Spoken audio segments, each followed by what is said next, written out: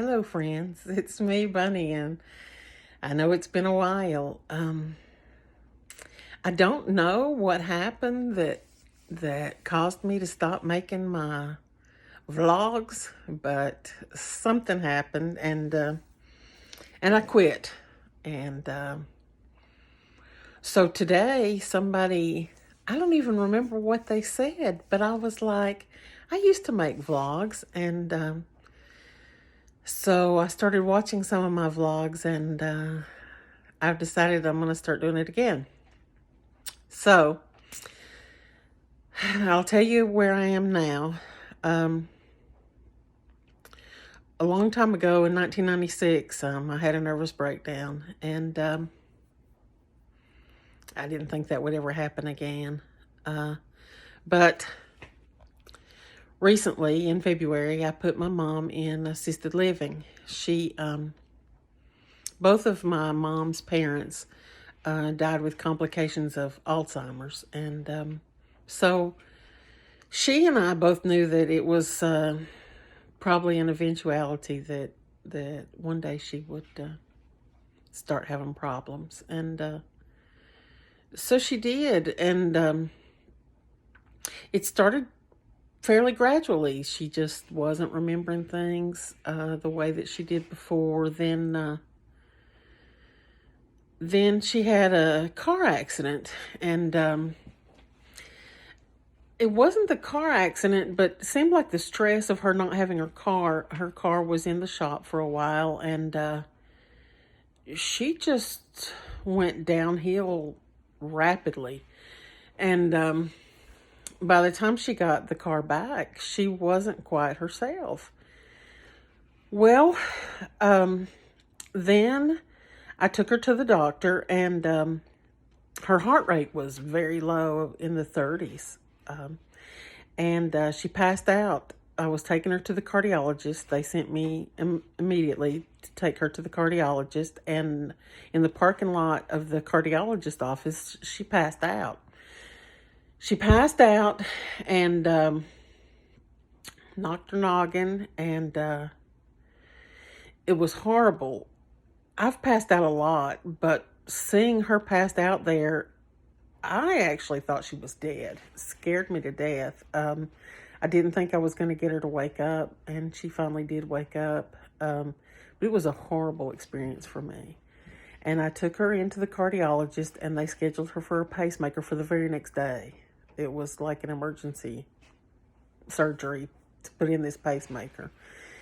So they did put in the pacemaker, and she seemed to do well, but the memory, and she was sundowning, and she was thinking that people were in her house at night. She was just getting very confused. She was even getting a little scared. She knew that her memory was bad and that things weren't quite right, and so I put her in assisted living because I couldn't take care of her. I couldn't. My job was working nights, and so at night I wouldn't be able to be with her, and then in the day I need to sleep, and I thought there's no way that I can continue with this job and take care of my mother. So I found this really nice place that's 1 mile from my house, and she seems very happy there. They feed her, they clean her room, they do her laundry, they fix her hair. They give her medicine. She's got friends there that she can talk to and visit with, and she walks around and goes outside to walk, and she's just very happy. However, me, not so much. I don't have brothers and sisters, and Mom was an only child, so I don't have aunts or uncles on my mom's side. And it was very hard for me. Number one, I didn't have a family member that I could talk to about this decision, and not only that, but I started thinking, in my life, when things fall apart, when things go bad, go south for me, my mom has always been there. She's always been whatever support she could be for me. And I thought, if I don't have my mother there, what happens if I fail? What happens if I get in trouble? What happens if things head south? What would happen? And I thought, if let's say I have a heart attack, I have a heart attack, and they're like, we can't send you home alone. I live alone. What am I going to do? Or they say somebody needs to take care of you. I've got nobody. I started thinking, now I'm her caregiver. I'm responsible for her. I'm responsible for myself and her. And what if I'm not that much of an adult? What if I'm not adult enough for this? I mean, I try to be an adult. I've always tried to meet my responsibilities. I've tried to do adulting, and I thought that I had it, but what if I don't? And what if I fail and I don't have her to catch me? These were thoughts that were troubling me. It was very hard for me, and not only that, but I thought, what happens when I get old? What happens when I'm her age? Who is going to take care of me? Who is going to put me in a home? Who is going to know when it's time for me to stop driving? Who will be there? Well, nobody. And I started thinking that I need to make a plan. I need to get long-term care insurance. I need to make plans. I need to make plans for my death. What's going to happen. Pay my cremation fees. Make my plans, because I don't know. And I thought, what do people that don't have anybody do? What do they do? I don't know. And all these thoughts about what's going to happen to me, and what if I fail, and this new responsibility that I've got to take care of her. I'm sure there were other things. Even going to her house, I got as much furniture as I could to go with her to the assisted living. But you can't fit an entire house in a room, even though it's a good size room. I can't fit all of her furniture there. And when I would go to her house, and see her things, I would just cry. I was so emotional, and and it was just things. It's just things, and yet in my mind, those things are connected to her. And it was more than I could take emotionally. The things are still there, because I can't seem to face it. I can't seem to do this. And all of this was weighing on my mind, and also seeing Mom declining, because she's continued to decline. She doesn't remember people.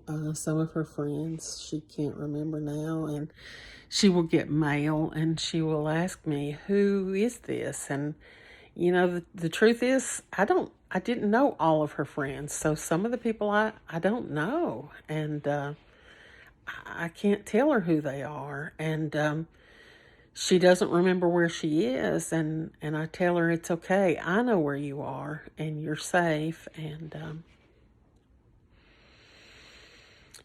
it was just a lot emotionally for me. It caused me to have another nervous breakdown. And the way that I knew it was a nervous breakdown was because I was starting the behaviors that I exhibited when I had my first nervous breakdown. I was getting increasingly paranoid. I couldn't I couldn't go outside of my house. I was sleeping. The days that I was working, I would sleep about 13 hours a day. And the days that I wasn't working, I was sleeping like 20, 24, as many as possible. I got to where I didn't want to bathe anymore. I didn't want to change clothes. I didn't want to interact with people. I didn't, just the activities of daily living, yeah, that was just more than I could deal with. And I was to the point that I thought that would be better off dead. And I thought, okay, then who's going to take care of mom? Who's going to take care of mom if I'm not here? Nobody. So I had to stick it out. And so I went to a crisis stabilization place and spent a few days, which didn't really help. And then I finally went inpatient. And so I stayed in the hospital a while until I started to feel a little more hopeful. And now I'm in partial hospitalization. So I'm taking classes and I'm going to get better again, just like I always do. It's just going to take a little time. But while I'm doing that, I will be doing my vlogs again. So those of you who like watching them will get to see them again. And I don't know why I quit before, but we'll do it for a little while longer. And I hope that, again, that there's some commonality that maybe you have a similar experience, or you've had a similar experience. It was very surprising to me how many people that I work with have had parents that they had to take care of. And I don't know, it's just something I never thought about until it happened to me. And I have talked to a couple of people who have been in similar situations, and it's a struggle. It's a struggle. Apparently, I make all of life a struggle, but this is my struggle now. So we're going to get through this, and I'm going to share it with you, and I'm back for a while. So I'll see you guys soon. Bye.